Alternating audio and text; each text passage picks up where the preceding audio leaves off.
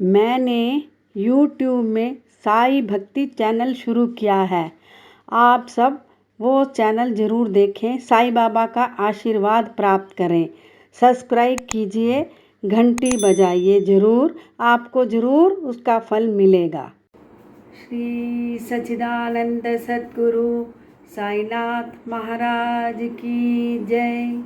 ऐसे हुआ कि हमारे जहाँ मैं रहती हूँ वहाँ पर बाबा के बारे में समाधि वाले दिन उन्होंने कहा कि सब लोग यहाँ पे पूजा पाठ करेंगे, क्या आप आएंगी? तो मैंने एकदम कहा मैं ज़रूर आऊँगी। मुझे नहीं पता था कि हमें भी बुलाएंगे करके। जैसे ही मैं गई तो मेरे को बोले वॉलंटरी तुमने करनी है, जो भी आता है सबको बिठाना है, सबसे बातें करनी है, साईं बाबा की कथाएं या जो उनके अनुभव हैं वो सब उनको सबको वितरण से आप विवरण पूर्वक समझाओ, उनकी कथा समझाओ। तब मुझे ये चित्र मिला था उनके द्वारा जो मैंने सामने रखा है।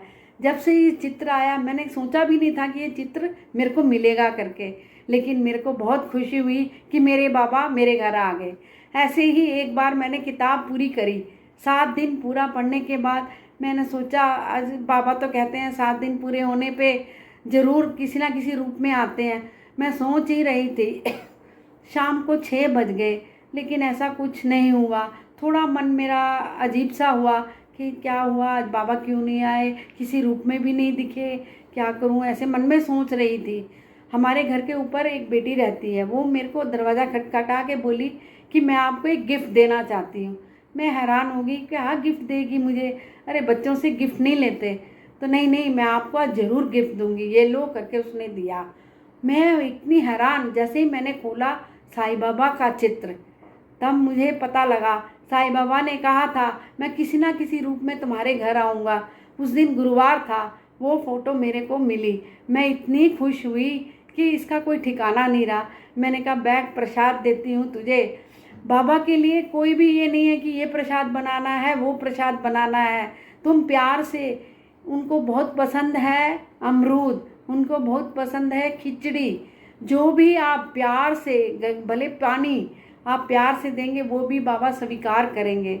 हर गुरुवार को आपकी इच्छा के अनुसार आप कोई भी निवेदन चढ़ा के किसी गरीब या किसी पड़ोसी या किसी जो आपके घर में काम करती हो या कोई भी उस दिन आपके नज़र में आए उसको आप खिलाएंगे तो उसका आपको ज़रूर उसका फल प्राप्त होगा। मैं इसी प्रकार से बाबा, एक बार मैंने एक कथा में पढ़ी उनकी, मैं साई चरित्र हमेशा पढ़ती हूँ क्योंकि मुझे ऐसे लगता है जिस दिन मैं ना पढूं तो मुझे ऐसा लगता है कि आज मैंने बहुत बड़ा काम अधूरा छोड़ दिया है। तो इसलिए सवेरे उठ के सबसे पहले मेरा काम यही है, खाना भी दूसरा। सबसे पहले मैं उठ के साईं बाबा की किताब पढ़ती हूँ। जब तक मैं साई चरित्र नहीं पढ़ती तो मुझे लगता है कि आज मैंने बहुत बड़ी गलती की है। इसलिए मैं हमेशा साईं बाबा की किताब ही पढ़ती हूँ। एक बार साईं बाबा की किताब पढ़ रही थी, उसमें लिखा था कोई भी बीमारी आए साईं बाबा तुरंत ठीक कर देते हैं। एक उनके पास आता है तो बाबा बोलते हैं ये तो इसके पूर्व जन्म का कर्म है, इसको मैं कैसे ठीक करूं? लेकिन आप समाधि की मंदिर चढ़कर आए हो, ये बीमारी कुछ ही क्षण में तुम्हारी ठीक हो जाएगी। जैसे ही उसको लिटाकर ऐसा ओपन में आता है तो जैसे कोई पेट में कुछ रुड़क रहा हो, दूसरे दिन देखते हैं वो कि उनकी बीमारी ठीक हो जाती है। तब से ही उन्होंने क्या किया, जो सत्यनारायण व्रत है वो साई व्रत के रूप में उन्होंने करना शुरू कर दिया। इस प्रकार के कई चमत्कार हैं। एक बार एक महिला हस्बैंड वाइफ मतलब पति पत्नी और उनके बेटों के लेके आते हैं। उस बच्चे को हमेशा एक मिर्गी जिसको कहते हैं फिट्स, वो उसको अक्सर आ जाता था और मुंह से झाग निकलना शुरू हो जाता था। तो वो दुखी होकर किसी ने कहा कि तुम शिरडी जाओ, तो बॉम्बे से वो शिरडी आए। जैसे ही वो बच्चे को बाबा के मंदिर में ले गए, द्वारका माई ले गए, वो मोर्छा खा के गिर गया। उसकी पत्नी बिलखला के कहने लगी अरे चोर के घर से कोई भाग कर आए, घर ही उसके ऊपर गिर जाए तो क्या? बाबा बोले ऐसे बिलखना ना करो, ठीक हो जाएगा, आधे घंटे में तुम उसे ले जाओ, आधे घंटे में वो ठीक हो जाएगा। जैसे ही उसने कहा, जैसे ही बाबा ने कहा, वो उसी तरह उसको लेके कमरे में आ गए। कमरे में आने के बाद देखा उसकी मूर्छा ठीक हो गई, तभी से उसको वो रोग ठीक हो गया। और जैसे ही वो एक बड़ा धनी व्यक्ति था। उसने बहुत सारे पान सुपारी फल और बहुत सारी निवेदन के लिए बाबा को लाकर दिया। बाबा ने कहा, हे मैंने तुम्हें पहले 2 रुपये दिए थे, अब मैं 3 रुपये दे रहा हूँ, इसको रखकर तुम इसकी पूजा करना। जैसे ही उनके मन में आया, मैं तो पहली बार शिरडी आ रहा हूँ, लेकिन मैंने कब साईं बाबा को 2 रुपये दिए ऐसे। लेकिन बाबा ने उसका जवाब नहीं दिया कुछ भी। घर आने के बाद अपनी माँ से पूछा।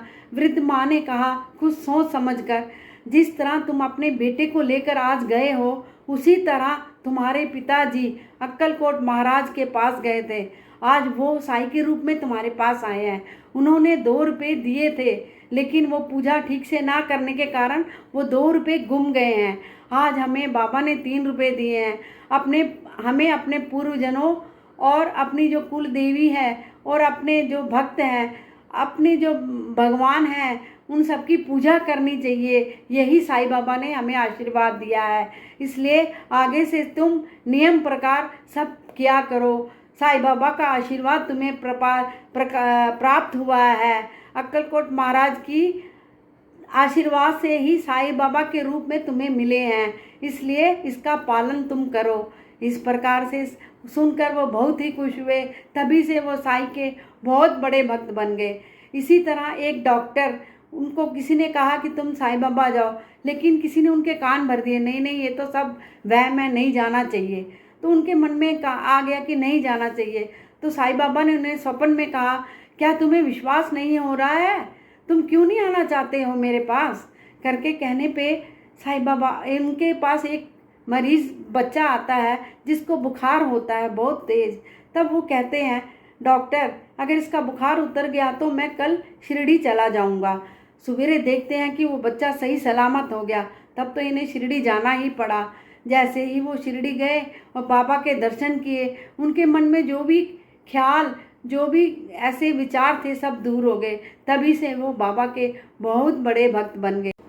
श्री सच्चिदानंद सद्गुरु साईनाथ महाराज की जय।